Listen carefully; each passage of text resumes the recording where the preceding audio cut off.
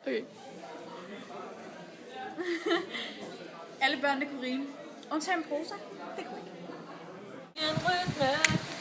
Jeg har ingen rytme. Jeg har ingen rytme. Nu. Jeg har ingen rytme. Stop så! Du har ingen rytme.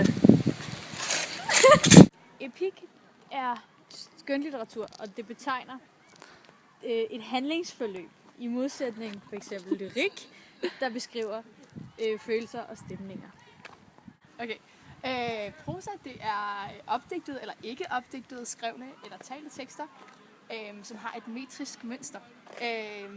Man kan også kalde det et bestemt mønster, ligesom altså, som lyrikken har, hvor det er sådan en bestemt form og ja, sådan en rytme og det rimer og sådan. Ja. Så det er prosa. Er det ikke? Er det som